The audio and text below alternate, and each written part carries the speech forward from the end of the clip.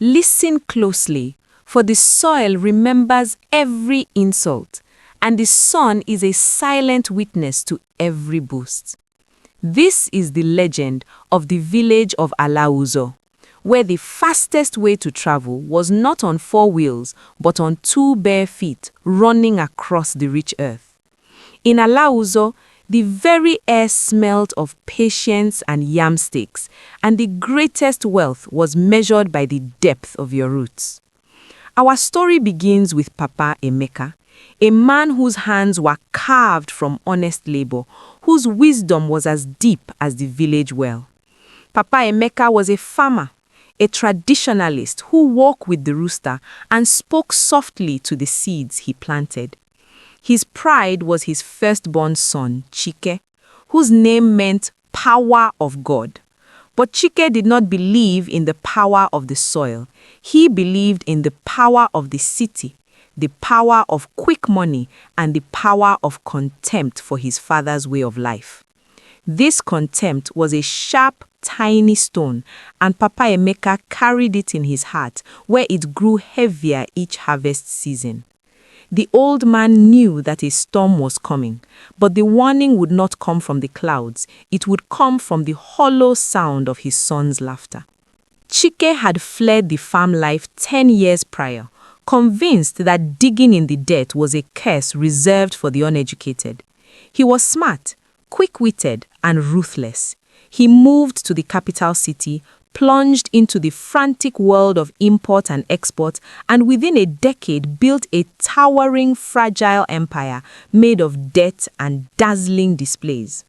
Now he returned to Alauzo only for the New Yam Festival, arriving in a massive tinted SUV that chalked the dust roads and made the villagers whisper. His designer clothes were loud, his jewelry was blinding, and his arrogance was a visible shield. When he saw his father, Papa Emeka, emerging from the field, clad in simple, faded clothes, sweat mingling with the red earth, Chike did not hide his disgust. The son believed the father was a relic, a monument to a forgotten age. This deep internal mockery was the first layer of the disaster Chike was unwittingly building for himself. The soil watched him, the sun judged him, and the seeds Papa Emeka held in his hand possessed a knowledge Chike's imported university degrees could never teach him. The first sharp insult was delivered under the shade of the mango tree, where the family gathered. Papa Emeka gently spoke of the challenges of the season, the late rain, the need for new planting methods. Chike threw his head back and laughed, a loud, hollow sound that silenced the birds. "Father," he scoffed, flashing a gold wristwatch that cost more than the entire village market. "It is the 21st century. Look at you, still talking to the ground like it will answer you back. I manage million-dollar logistics from my phone, yet you are here, bent over, chasing goats. Are you still farming? Isn't there a point where a man admits defeat and retires?" The words were like acid, burning through Papa Emeka's quiet dignity. His wife, Mama Ngozi, gripped her cloth, her face tightening in shame and pain. Papa Emeka simply looked down at the soil clinging to his boots. He did not defend his labor. He did not defend his life. He merely smiled, a small, knowing smile that Chike mistook for senility. Papa Emeka's reply was a simple, profound truth that Chike's arrogance failed to register. "My son," our old farmer said, his voice soft as dry leaves, "the earth does not demand speed, it demands patience. The city demands your soul, the farm demands your labor. I may be bent, but the ground I stand on is mine. You stand on borrowed wealth, built on borrowed ground. Tell me, Chike, what is the deepest thing you have grown this year? Is it a contract or is it a root?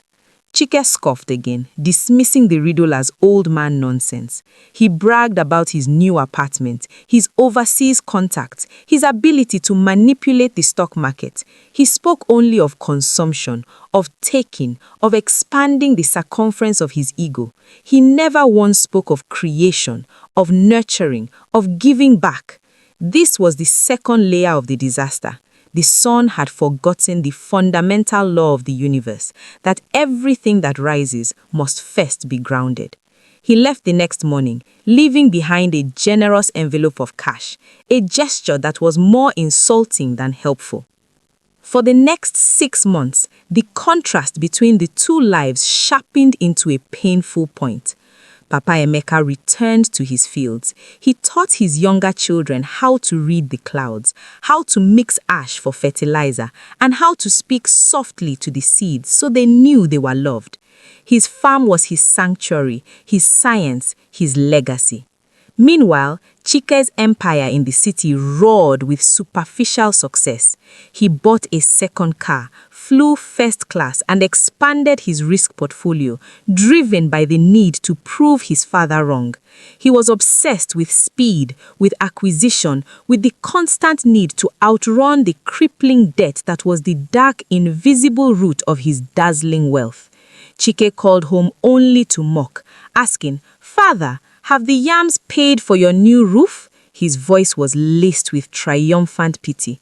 Papa Emeka would only reply, "The roof of the righteous is built not with cement, but with patience, my son. The soil is preparing the lesson you need most." But the universe always favors balance. Chike's empire, built on credit and arrogance, hit its first structural crack. A major overseas shipment, his largest and riskiest venture yet, was seized at the port over a technical error Chike in his haste had overlooked. The financial shock was immense. It was not enough to shatter him, but it was enough to drain his accounts and expose the hollow core of his operation. The sharks in the city smelled blood. Creditors began to circle. Chike found himself trapped in a nightmare of endless calls, urgent meetings, and the terrifying slow realization that his success was merely an elaborate costume designed to hide his desperate situation. He needed immediate large capital to cover the customs fees and retrieve the shipment, or he would lose everything: the cars, the apartment, the entire facade. His city contacts, once loud with false friendship, suddenly grew quiet. Desperation, that fierce, honest emotion, drove Chike back to Alauzo. He did not arrive in the tinted SUV. He came in a cheap, hurried taxi, his designer clothes rumpled and his gold watch suddenly silent. The silence was the first sign of his surrender.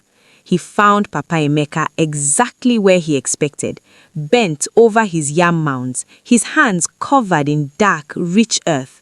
Chike, still clinging to the tattered remnants of his pride, couldn't bring himself to beg. "Father," he said, his voice tight, "the government has blocked my largest shipment. I need capital immediately, a loan. I can repay you 10 times over when the cargo is cleared." He offered his phone as collateral, displaying his digital wealth as proof. Papa Emeka stood slowly, wiping his hands on his simple cloth. He looked at his son, the exhausted, cornered predator, and his eyes held no judgment but a deep sadness. "A loan, my son?"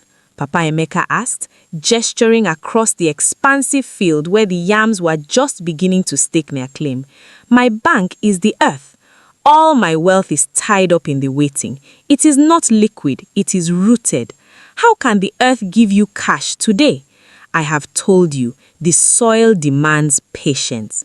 Chike felt a fresh wave of contempt, quickly followed by paralyzing fear. "Patience, father! Patience will bankrupt me. I need 50 million naira now. The customs deadline is 1 week. Can't you see this is life or death for my business?" He threw his hands up in frustration, his polished leather shoes kicking at the soft earth, a small, useless protest against the immovable laws of nature and finance. Papa Emeka sighed deeply. He knew the money Chike needed was astronomical, far more than he could ever procure, but he also knew the soil held secrets beyond mere cash.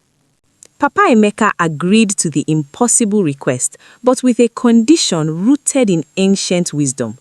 I cannot give you cash, my son, but the earth can give you knowledge. You need time and you need a miracle. I will sell 2 plots of land immediately. The sacrifice will give you 10 million naira. But to raise the remaining 40 million naira and to buy you time, you must stay here. You must work with me in the field every day for the next week. You must learn the 3rd law of the harvest. Chike was appalled. Work in the debt? Father, I am a CEO. I don't have time for parables. I need solutions. But desperation is a powerful master. Chike looked at the imminent bankruptcy notice flashing on his phone. The 10 million naira was essential for the initial bribe and stalling tactics. He swallowed his pride, a bitter, jagged pill. He nodded curtly. The bargain was struck. The hunter would become the farmer for 7 excruciating days. The next morning, Chike's penance began. He woke not to the gentle chime of his phone alarm, but to the sharp, insistent crow of the rooster. The city dweller, accustomed to air conditioning and smooth marble, stepped onto the field. He wore old, mismatched clothes his mother found for him. His soft, manicured hands blistered immediately against the rough hoe handle. He found the work agonizingly slow. Papa Emeka did not offer pity or help. He simply walked beside his son, silent and steady, his movements a graceful rhythm of labor. Chike constantly complained about the heat, the flies, the relentless back-breaking monotony. This is futile, father. You are wasting energy. I could hire 10 men for what I'm doing. Papa Emeka paused only to wipe sweat from his brow, offering the first cryptic lesson. When you pour your sweat into the earth, my son, you are not wasting energy. You are making an investment that pays compound interest. The field rewards dedication, not impatience. Chike dismissed the talk of compound interest as sentimental rubbish. Yet, as the days passed, something subtle began to shift. He spent hours clearing the dense weeds around the older crops, a task Papa Emeka called removing the shadow. The weeds, the old man explained, were thieves. They did not just steal water, they stole sunlight and cast a cooling shadow that prevented the vital warming of the soil. The best yield, Chiki, comes when the soil is hot and focused. We remove the shadow not just for the plant, but for the clarity of the sun. Chike, still thinking about his debt, saw the application immediately. His own crippling fear and the endless social media performance were the shadows stealing the heat from his core business strategy. He found a strange, grim satisfaction in the focused, honest labor of ripping out the unwanted growth. It was the first time in months he wasn't pretending. The days blurred into a cycle of ache and heat. Papa Emeka taught the second principle, the law of the smallest mound. Chike always wanted to make the largest, most impressive yam mounds, a reflection of his city ego. Papa Emeka stopped him. The biggest mound is the most visible, but it drains the quickest and collapses first. You must build many small mounds, each perfectly shaped, each able to hold moisture independently. True strength is in distribution, not centralization, Chike. If one falls, the others stand. Chike saw his business model, one massive, highly leveraged shipment, starkly represented by the single collapsing mound. He realized his entire empire was designed for the loudest possible display, but lacked the foundational wisdom of distribution and sustainable stability. The shame of his failure was a better teacher than any university professor. He was beginning to see the elegance in the soil's design. On the 5th day, the silence finally broke. Chike, exhausted and raw, sat by the river, washing the red earth from his blistered hands. "Father," he admitted, his voice rough, "the work is hard, but it is real. In the city, everything is a trick, a leveraged buyout, a projected profit, a borrowed car. There is nothing real." Papa Emeka joined him, sitting on a sun-warmed stone.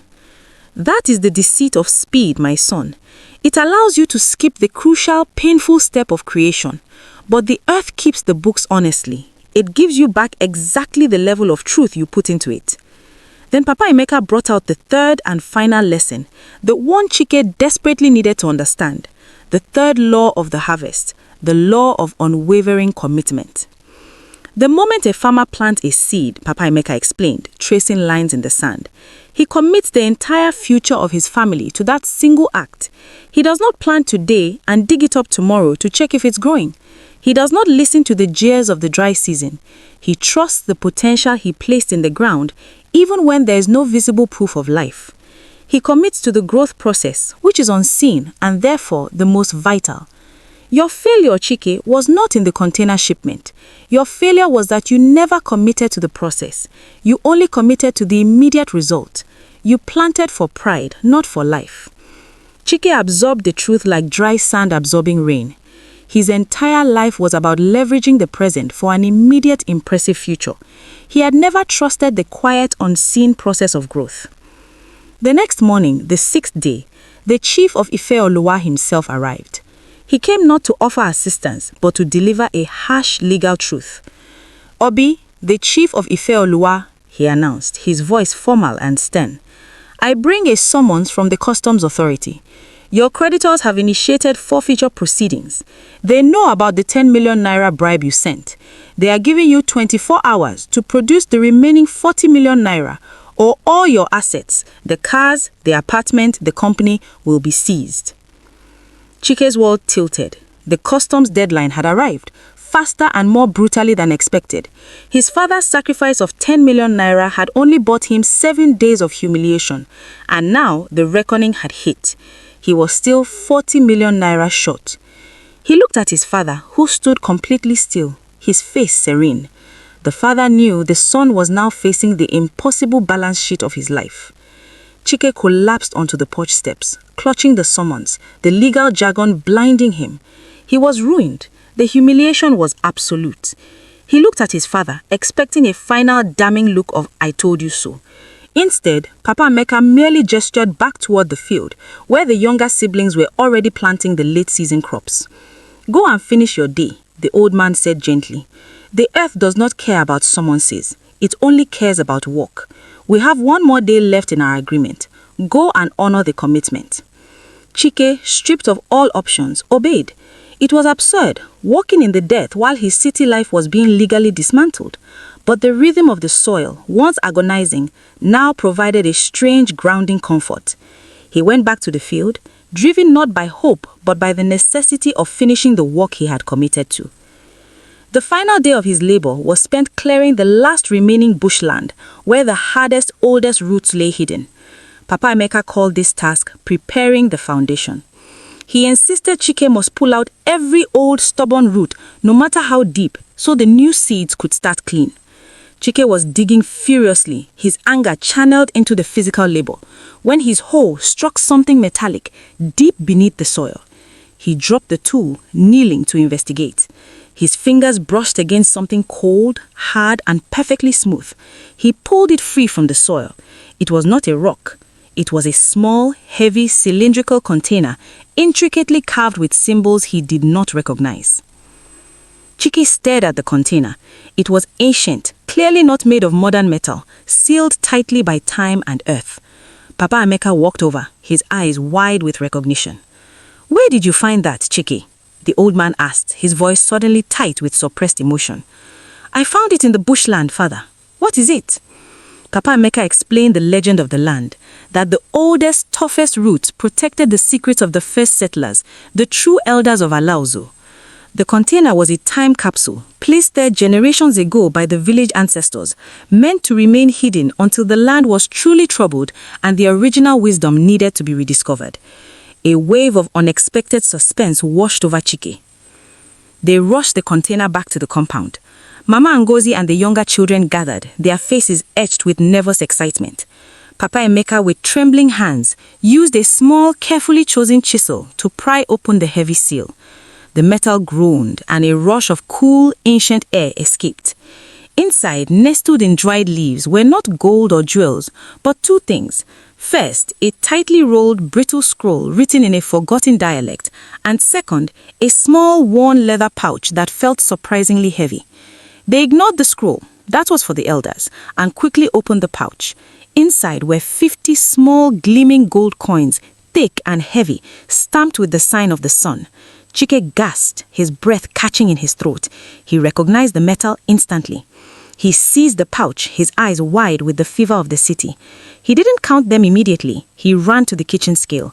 The coins were indeed heavy, pre-colonial gold, the purest grade.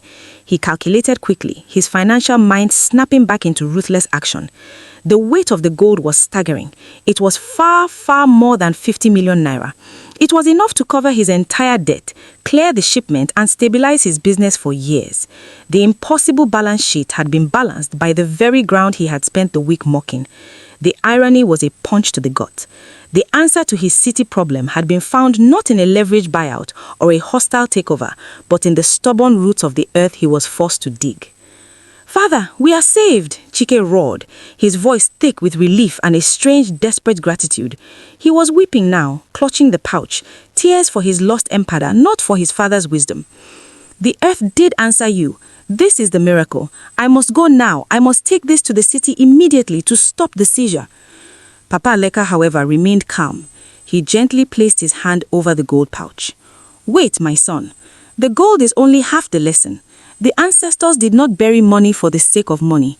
They buried it for the sake of the test." He unrolled the brittle scroll. The writing was faded, but the core message was clear. A final, chilling directive from the ancient elders of Alauzo. The message on the scroll, translated slowly by Papa Emeka, was the third law of the harvest, hidden for generations. The one who finds the treasure is the one who understands the law. Use the gold only for the purpose of creation, not for the purpose of rescue. The wealth of the earth is only meant to pay for life that sustains, not life that consumes. Papa Emeka looked at his son, whose eyes were still blazing with financial panic. This gold, Chike, is not meant to buy back your old, broken life of debt and lies. It is meant to buy you a new life, one that sustains the community, one that is rooted. Chike realized with dread that the ancient wealth was conditional. His arrogance, the very thing that led him to this treasure, might prevent him from using it.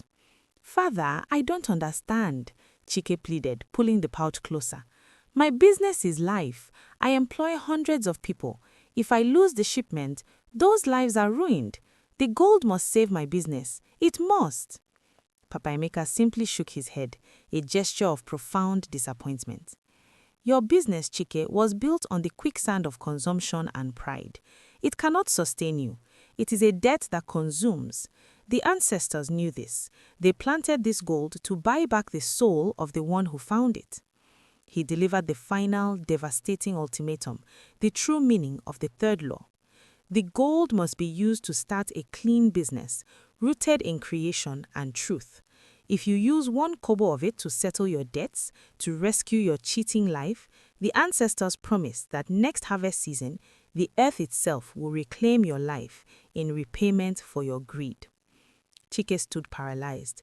The wealth he needed to live was also the curse that might kill him. He was forced to choose between the life he desperately clung to and the life of truth the earth demanded. He looked at his father, whose hands were still covered in the red earth of commitment. He looked at the 40 gleaming coins, the price of his survival. He could pay the debt, retrieve his assets, and return to his comfortable, corrupt city life, but die next year. Or he could surrender everything he had built, start anew, and leave. The realization struck him with the force of lightning. The gold didn't pay for his business, it paid for his life. It was the harvest of his sacrifice, the painful week of honest labor, that revealed the treasure. But his ego was still too heavy to pick it up cleanly. Chike finally surrendered, a complete and utter collapse of his urban pride. He sat down and wept, not tears of financial loss, but tears of profound gratitude and shame. He saw the truth of his father's unwavering commitment to the quiet process of creation. He chose life. He used the gold only to start a foundation, investing in sustainable local agriculture, rebuilding the community he once mocked. His wealth was halved, but his peace was complete. He gave the remainder of the gold to the chief to establish the first ever agricultural college in Alauzo. He took his wife, who had been waiting patiently all this time, back to the city, his pride healed and rooted in truth. He finally understood. The greatest wealth is not what you possess, but the legacy you plant. The true harvest is not the yield of the field, but the yield of the soul. He mocked his father for still farming. The next harvest paid for his life.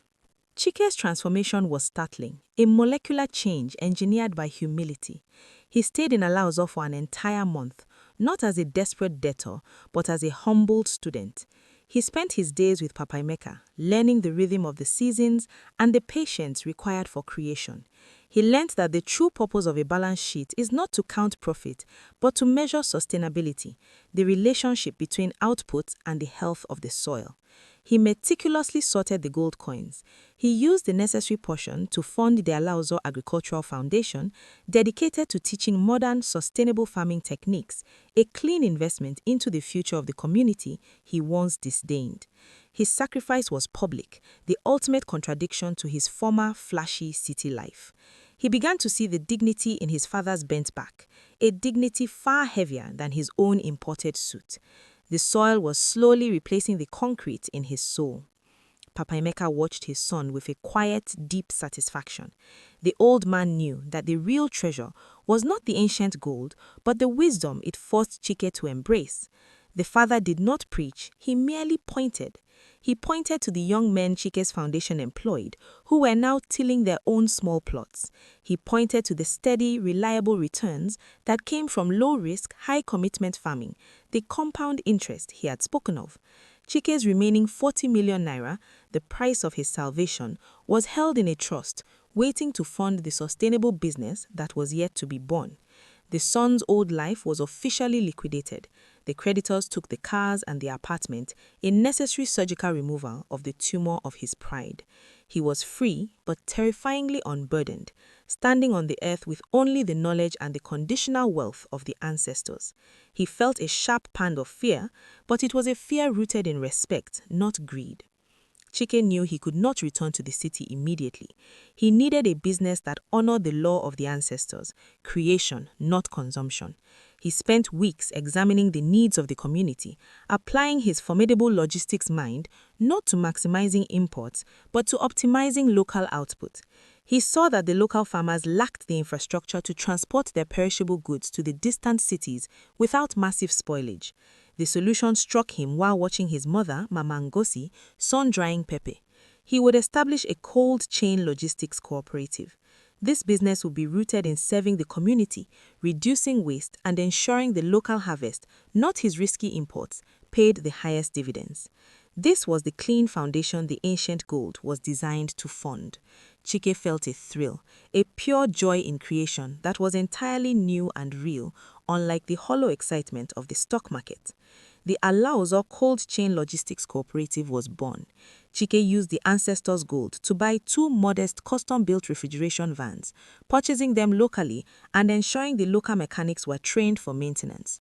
He established solar-powered cold storage depots in 3 key surrounding villages, creating sustainable employment and reducing spoilage from 40% to less than 5%. He worked side by side with the farmers, negotiating fair contracts, meticulously planning routes, and ensuring the wealth generated flowed back into the community that created it. He wore simple work clothes now, his hands calloused, his gold watch replaced by the steady internal clock of commitment. The villagers watched with cautious respect, seeing the son of Papa Emeka finally honoring the soil. They saw that the proud city boy was gone. In his place was a grounded man focused on solving real problems, not chasing phantom profits. The business was slow but steady, a steady, patient growth that honored the law of the smallest mound. Chike's first major challenge came from Chief Eze, a powerful, old-guard businessman who controlled all the transport routes to the capital. Chief Eze immediately saw Chike's cooperative as a threat to his monopoly, which thrived on high spoilage and low payouts to farmers. Chief Eze sent his enforcers to intimidate Chike's drivers, blocking routes and slashing tires. The temptation was immense. Chike could have used his remaining gold to pay a massive bribe or hire city thugs, the way he would have handled the situation 6 months ago. But the rhythm of the earth had changed his core. He remembered Papa Emeka's lesson. The field rewards dedication, not impatience. He would not fight fire with fire, he would fight consumption with creation. Chike did not engage in the dirty fight. Instead, he organized the very community that Chief Eze was trying to exploit. He held evening meetings with the farmers, showing them, with clear balance sheets, exactly how much money Eze's monopoly was stealing from them. He pointed out the true sustainable profit of the cold chain system. The farmers, who had seen Chike work the soil honestly, believed him. They agreed to coordinate their market days, bypassing Eze's routes and creating their own guarded convoy system. The community became Chike's shield, forged not in ironwood, but in shared economic commitment. Chief Eze, who relied on individual fear and competition, was powerless against collective organization. His tactics failed, and the cold chain cooperative gained strength, rooted in trust and community service. As the next harvest season approached, Chike felt a profound sense of peace, a peace entirely unrelated to the money in his bank account, which, though stable, was fractional compared to his former debt-filled wealth. He had stability, he had purpose, he had the respect of his father and the trust of his community. Papa Emeka observed this peace.